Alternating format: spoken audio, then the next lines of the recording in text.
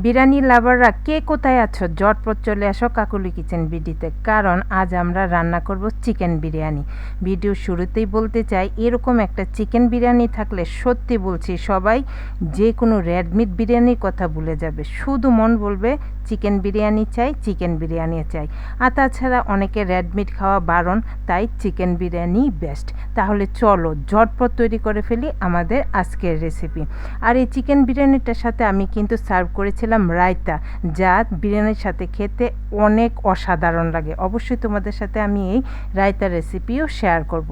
তো দেখো, বিরিয়ানি রান্নার শুরুতেই আমি এখানে নিয়ে নিলাম 500 গ্রামের মতো চাল।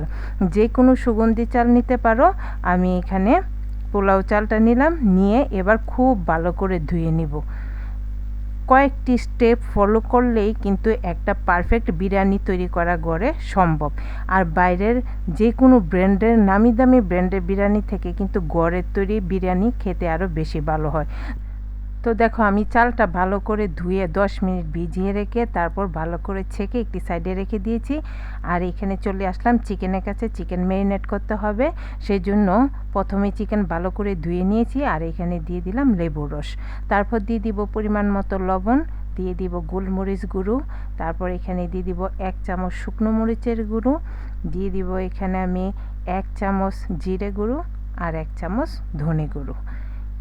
তারপর এখানে অ্যাড করে দিব বিরিয়ানি মশলার প্যাকেট, বাজার থেকে কিনে এনেছি, সেখান থেকে আমি এখানে দিয়ে দিব 2 চামচের মতো মশলা।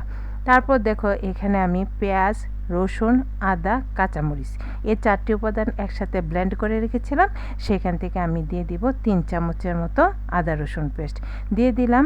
দিয়ে এবার তার সাথে অ্যাড করে দিব একদম জল জড়ানো টক দই দিব 2 চামচের মতো।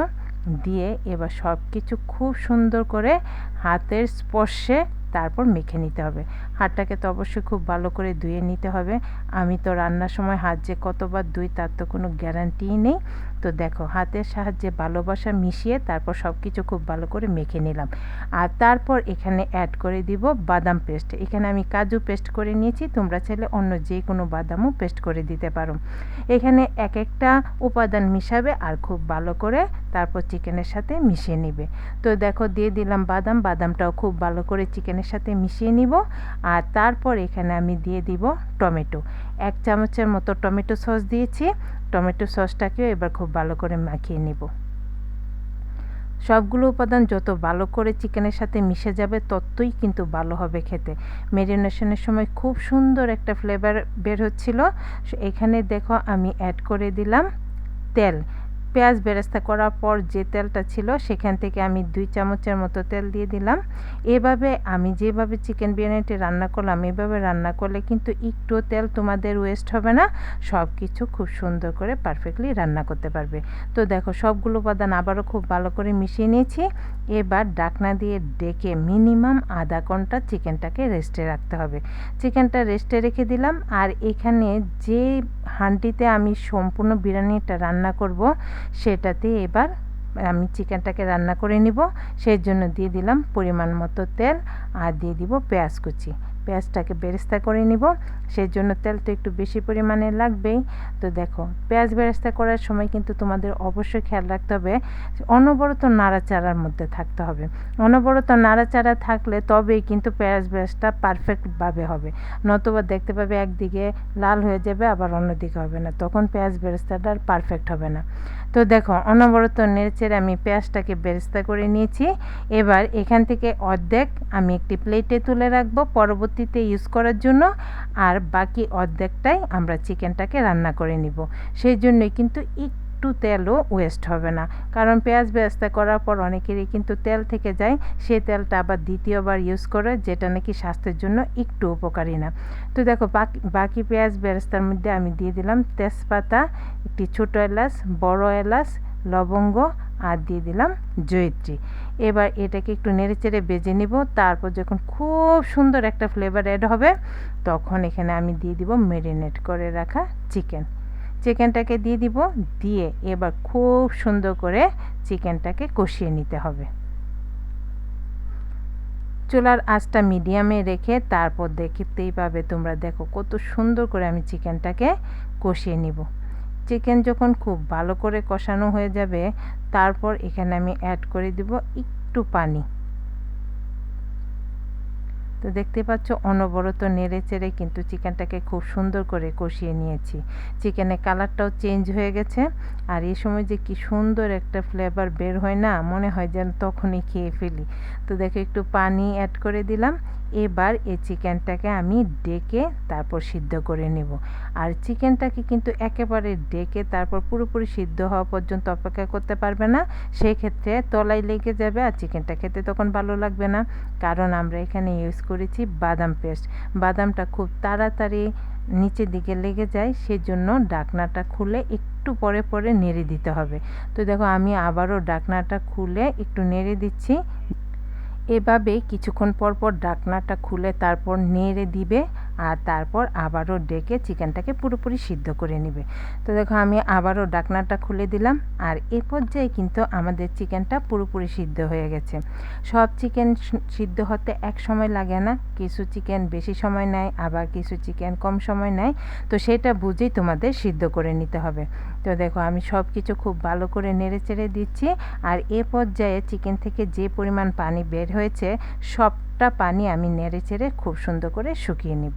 দেখতেই পাচ্ছ আমি কিন্তু অনবরত নেড়ে চেড়ে পানিটাকে খুব ভালো করে শুকিয়ে নিচ্ছি। যখন পানি সম্পূর্ণ শুকিয়ে যাবে এবং তেলটা রিলিজ করে দিবে, তখনই বুঝতে পারবে যে আমাদের চিকেন একেবারেই রেডি। তো দেখো আমার চিকেনটা কিন্তু তেল রিলিজ করে দিয়েছে। তো আমাদের চিকেনটা একদম রেডি। এবার চলে যাব পরবর্তী স্টেপে, সেটা হচ্ছে আমরা পোলাওটা রান্না করে নেব। তো চলে গেলাম পোলাওর কাছে। সেই জন্য চুলায় বসিয়ে দিলাম একটি প্যান, দিয়ে দিলাম পরিমাণ মতো তেল। আর তেল গরম হয়ে গেলে এখানে দিয়ে দিব তেজপাতা, এলাচ, দারুচিনি, লবঙ্গ, আর দিয়ে দিলাম 1/3 চামচ শাহি জিরা দিয়ে এবার নেড়ে চেড়ে খুব ভালো করে ভেজে নিব, যতক্ষণ পর্যন্ত না খুব সুন্দর একটা ফ্লেভার অ্যাড হয়। চিকেন বিরিয়ানি রান্নার প্রতিটি স্টেপে শুধু আসলে সুন্দর ফ্লেভার। তো দেখো এখানে এবার দিয়ে দিলাম পেঁয়াজ কুচি। পেঁয়াজ কুচিটাকে লাল লাল করে ভেজে নিব। পেঁয়াজ কুচি লাল লাল করে ভাজা হয়ে গেলে এখানে অ্যাড করে দিব আগে থেকে পানি ঝরিয়ে রাখা চালটা দিয়ে এবার নেড়েচেড়ে একটু ভেজে নিব। আর ভাজার মাঝখানে এখানে অ্যাড করে দিব আমি আগে যে আদা রসুন পেস্ট করে রেখেছিলাম, সেখান থেকে 2 চামচের মতো আদা রসুনের পেস্ট দিয়ে দিব। দিয়ে আবারও সব কিছু খুব ভালো করে নেড়েচেড়ে ভেজে নিতে হবে। পোলাও চালটা কিন্তু অনেকে সরাসরি পানিতে সিদ্ধ করে নেয়। ওইভাবে করার চেয়ে যদি তোমরা এভাবে রান্না করো না, খেতে আরও দুর্দান্ত স্বাদের হয়। তো সেই জন্য একটু মাপটা ঠিক রাখলেই বাস বিরিয়ানিটাও পারফেক্ট হবে। তো দেখতেই পেলে যে আমি আদা রসুনের পেস্টটা দিয়ে দিলাম। দিয়ে এবার সব কিছু নেড়ে চেড়ে যতক্ষণ পর্যন্ত না একটি ছ্যাঁত করে শব্দ হয়, মানে পানিটা যখন মানে সুন্দর করে চালটা ভাজা হবে, সে পর্যায়ে একটু শব্দ হবে, সে তখনই বুঝতে পারবে যে তোমাদের চালটা খুব ভালো করে ভাজা হয়ে গেছে। তো চালটা ভালো করে ভাজা হয়ে গেলে এখানে আমি অ্যাড করে দিলাম গরম পানি।